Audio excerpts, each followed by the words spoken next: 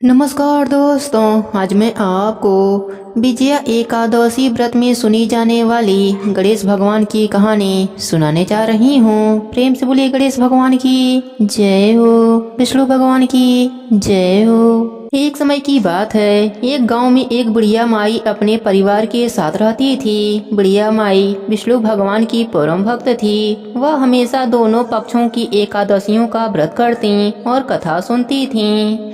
उन्होंने कभी भी व्रत में गणेश भगवान की कथा न कही न सुनी। इसी कारण उनका व्रत अधूरा रह गया। पर बुढ़िया माई को इस बात का पता नहीं था। उनको लगता था कि वह तो पूरा व्रत कर रही हैं और उनके व्रत के पुण्य से उनको वैकुंठ लोक की प्राप्ति जरूर होगी। देखते ही देखते बुढ़िया माई की मृत्यु हो गई। उन्हें लेने यमलोक के दूत आए। वह देखकर घबरा गईं और बोली, मैंने जीवन भर विष्णु भगवान की भक्ति श्रद्धा भाव से किया, एकादशी का व्रत किया। मुझे तो लेने वैकुंठ लोक का विमान आएगा। मैं आपके साथ नहीं चलूंगी। इतना कहकर बुढ़िया माई रोने लगी और विष्णु भगवान को पुकारने लगी।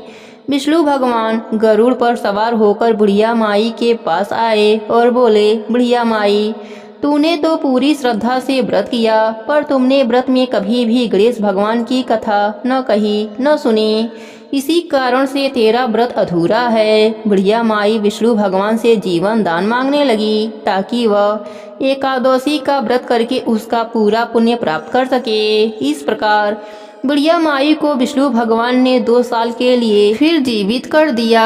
अब बुढ़िया माई जीवित होते ही गणेश भगवान का नित्य नियम करना चालू कर दिया। एकादशी का व्रत करती तो एकादशी व्रत की कथा सुनती और अंत में गणेश भगवान की कथा सुनने लगी। इस प्रकार 2 साल में बुढ़िया माई ने 4 एकादश पूरा कर लिया। गणेश भगवान की कृपा से एकादशी का पूरा पुण्य बुढ़िया माई को प्राप्त हुआ।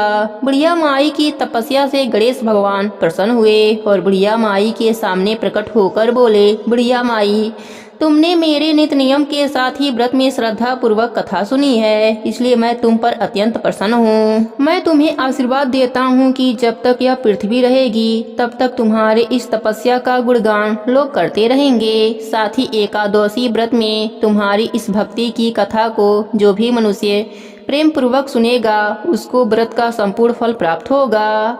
गणेश भगवान बुढ़िया माई पर प्रसन्न होकर बुढ़िया माई का घर अन्य धन से भर दिया।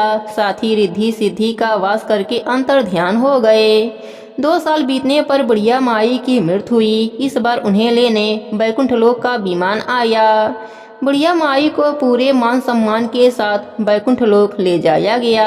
इस प्रकार गणेश भगवान की कृपा से बुढ़िया माई का घर अन्य धन से भर गया और मरने के बाद वैकुंठ लोक का सुख मिला।